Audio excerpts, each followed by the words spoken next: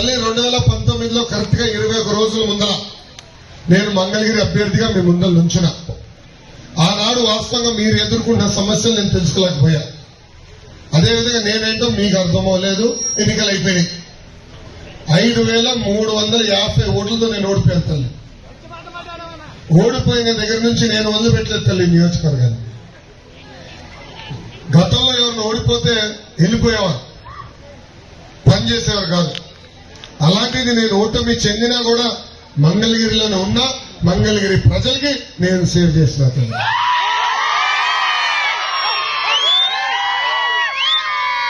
ఈ రోజు ఈ సభాముఖంగా కరకట కమల్ హాసన్ గారికి సూటిగా ప్రశ్న వస్తుంది. కరకట కమల్ హాసన్ తెలీదా? అరే మీకు తెలియలేదా? ఇక్కడే చెప్పండి. అరే నువ్వు ఆగమ్మా, పెద్దమ్మకి తెలియదంట చెప్పని. అమ్మా బాలబాబు గారు తెలుసు కదా, పవన్ అన్నా తెలుసు కదా, వాళ్ళిద్దరు కదా అద్భుత నటుడు ఉన్నాడు. అతని పేరు కరకట్ట కమల్ హాసన్. మన నియోజకవర్గ శాసనసభ్యుడు ఆల రామకృష్ణారెడ్డి గారు. ఆయన ఎంత అద్భుతంగా నటిస్తాడంటే 6 నెలల క్రితం నేను రాజీనామా చేస్తున్నా, ముఖ్యమంత్రి గారు అనేక హామీలు ఇచ్చారు నియోజకవర్గానికి, ఏ ఒక్క హామీ నిలబెట్టుకోలేదని చెప్పినాడు. ఆనాడు ఆయనే చెప్పారు నన్ను మంత్రి చేస్తానని చేయలేదన్నాడు. నియోజకవర్గానికి 2,000 కోట్ల రూపాయలు ప్రతి సంవత్సరం ఖర్చు పెట్టి అభివృద్ధి చేస్తానని ముఖ్యమంత్రి గారు చేయలేదన్నారు.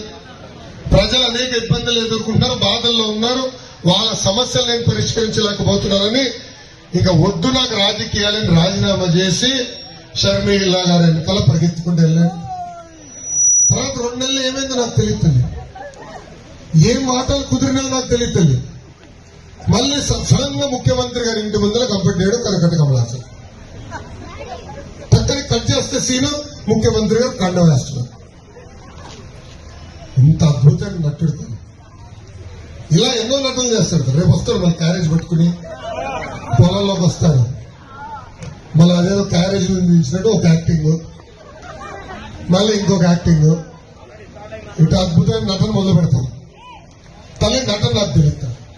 ముందున్నట్టుగా చెప్తా, చేయగలిగితే చేస్తానంట, చేయలేకపోతే క్షమించండి నేను చేయలేనండి చెప్తా. అమ్మా నేను ఓడిపోయిన తర్వాత కూడా కేఆర్ కొండూరుకి ఆరోగ్య రథాలు పంపించాను. మీకు ఉచితంగా అనారోగ్యంతో ఇబ్బంది పడుతుంటే, ఊర్లో ఎవరైనా అనారోగ్యంతో ఇబ్బంది పడుతుంటే వాళ్ళకి ఉచితంగా మందు బిల్లు మనం అందించాం. నిరుపేద కుటుంబాన్ని ఆదుకునే దానికి, స్వయం ఉపాధి కల్పించడానికి ట్రైనింగ్ ఇచ్చి కుట్టు మెషిన్ కూడా అందజేశాం. నిరుపేద కుటుంబానికి తోపుడు బండ్లు అందజేశాం.